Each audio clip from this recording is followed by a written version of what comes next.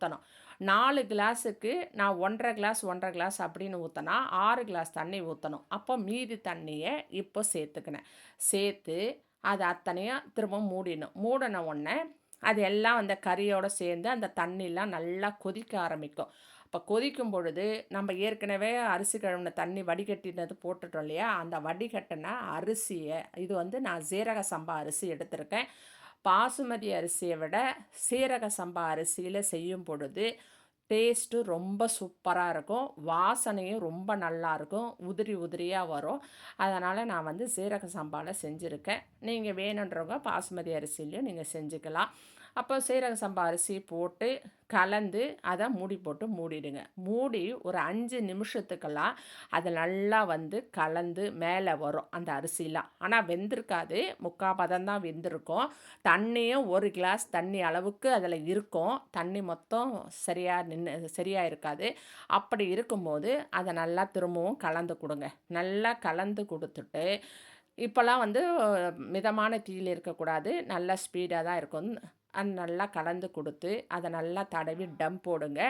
டம் போட்டுட்டு இது மேலே நம்ம கொத்தமல்லி அந்த புதினியா 2த்தையும் தூவி நல்லா வந்து இதுக்கு டம் போடணும். அதுக்கு என்ன செய்கிறது, ஒரு வெள்ளை வேஷ்டி துணி எடுத்துக்கோங்க. வெள்ளை இல்லை டவல் மாதிரி எடுத்துக்கோங்க.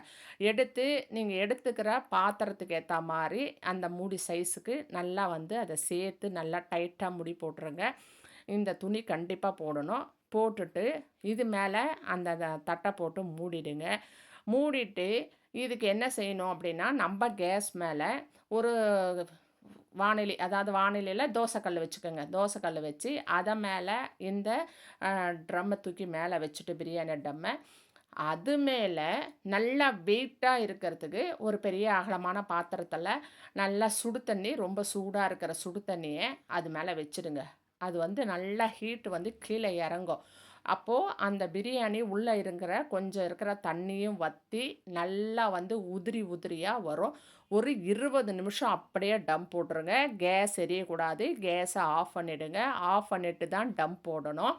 போட்டு நல்லா மூடிட்டு 20 நிமிஷம் கழித்து அந்த டம்மை நீங்கள் திறந்து ஓப்பன் பண்ணி நீங்கள் கிளறி பார்த்தீங்கன்னா, அவ்வளவு வாசனையாக, அவ்வளோ சூப்பராக, உதிரி உதிரியாக, அவ்வளோ அழகாக வரும்.